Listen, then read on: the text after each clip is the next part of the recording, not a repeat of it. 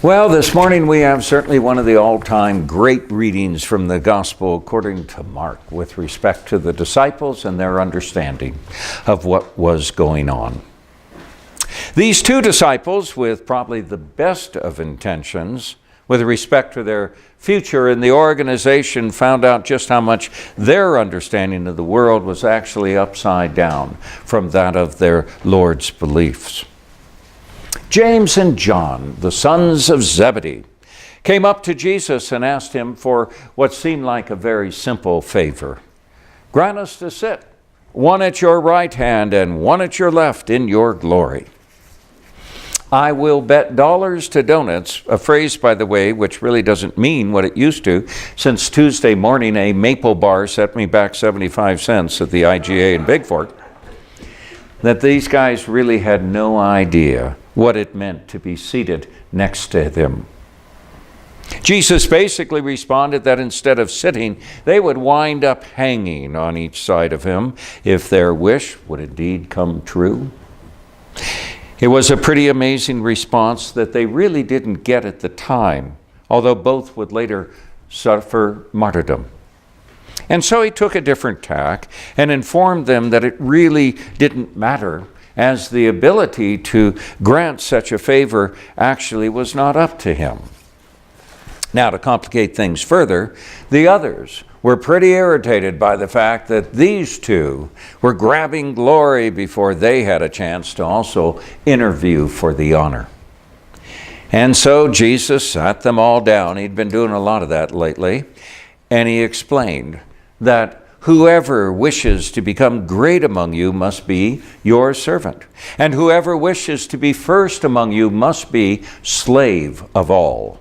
For the Son of Man came not to be served, but to serve, and to give his life as a ransom for many. That's the way it worked back then. That's the way it works today as well. So, why is this one of my favorite passages in the Gospels? Well, for some reason, and probably there's someone doing a doctoral dissertation on this very subject, explaining why, as I enter the evening of my life, I find myself thinking a lot about when I was growing up. And it reminded me of something that I have not thought about for years. In the basement of our house, we had a large workroom with a furnace and such in it. You remember those old octopus furnaces, with the little tentacles going all over the place? Well, this place was huge. It may not have been that big, but I certainly remember it as such. And carved out of one little corner was a little cubby where my dad would work on office matters, sometimes really late into the night. And on the wall above the desk was a wooden plaque which had a blue and gold Rotary International metal seal on it with the words engraved below, "Service above self." I probably knew that motto well before forming any familiar with the Nicene Creed or the Ten Commandments or even the Lord's Prayer. Dad had been at one point the president of his Rotary Club, and the mission of it was extraordinarily important to him, as it is to lots of folks, including several of our parishioners. I mention all this because what Jesus was saying was not brain surgery or rocket science. Like so many who belong to Rotary or any of the other tremendous service clubs in our area, or who volunteer in the myriad ministries within our communities, when they walk away from an event which centers around service, they may be physically tired, but they are also mentally and spiritually invigorated and rejuvenated. So, instead of going to the spa for a massage, folks like Steve and Betsy serve dinner up the canyon. And Vera organizes a team for the dragon boat race. And some of our folks this morning are going to help decorate these pumpkins that will be taken by the youth to Genesis Convalescent Home in Whitefish and the Beehive Assisted Living over in Columbia Falls. All of these kinds of activities restore the soul. We feel whole because we did something. We feel wonderful because we've actually served. But there's something else that goes beyond this, just making us feel good about having done something which can bring joy to another. The world looks at civic service and finds decency, and it finds goodness. And that's really important to have that kind of view every once in a while, especially when the news is so contentious.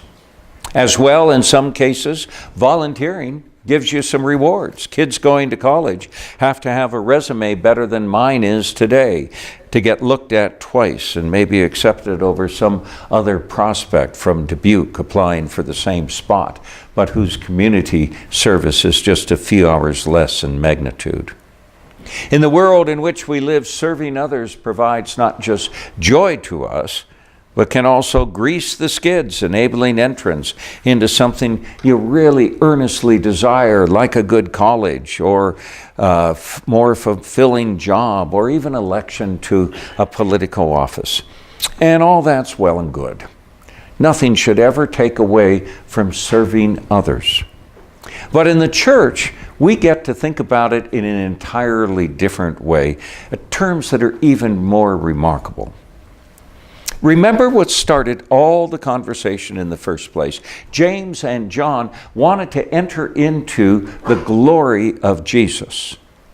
And what that meant to them was they're sitting on the left side and the other sitting on the right of him, resting in this first-class glory in spades. It's kind of like looking at the family portrait of the royal family in England. Next to the king, you always see Prince Philip, and then on the other side is Prince Charles, and then as you move down the line from the center, the distance from assuming the throne becomes more and more remote and finally almost non-existent. I'm guessing something similar must have been in their minds, most likely. However, in the mind of Christ, glory was not about sitting in a place of honor. Glory came from dwelling in servanthood.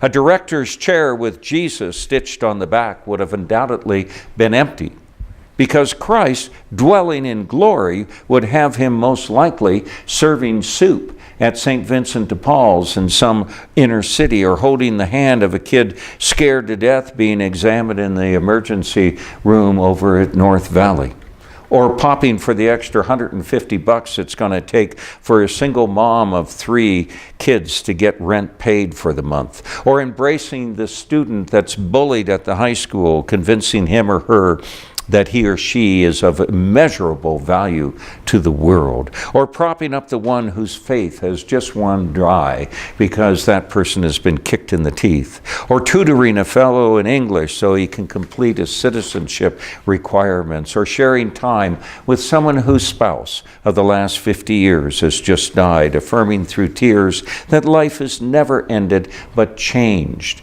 and that as a friend he or she would be with him or her for the duration. And the list goes on and on and on and on and on. That's how we enter into glory. Sitting in glory, when it comes to the faith, does not mean that the king receives a 12-pack of Bud Light in a crowded medieval hall with the peasants yelling, "Dilly dilly," as the ad portrays. Existing in Christian glory instead means causing despair and alienation and death and sin to take flight from another's life, and remaining with that person as the body of Christ in real place and time. One of the ways we make glory overcome darkness in the world is to engage in the ministry that is made possible by this place. Last week, we sent out pledge cards for the Capital campaign. Hopefully you got it.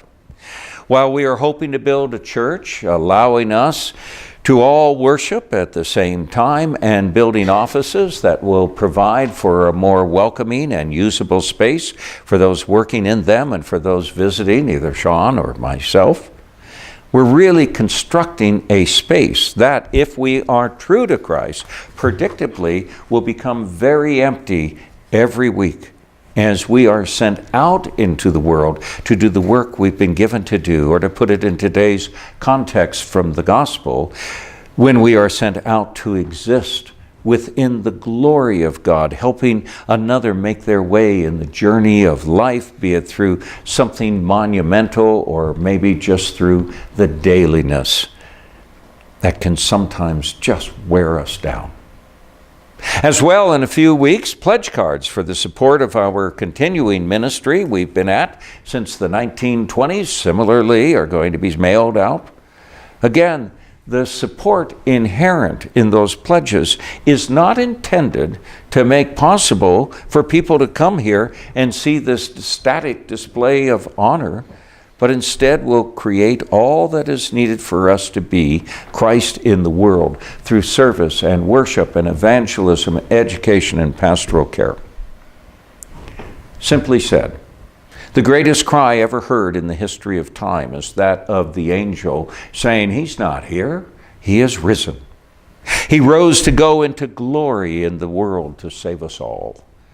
Pursuing that understanding of glory, let us now follow Him into holy, divine, salvific, transformational, and resurrectional service, awash in the exuberant blessings of God.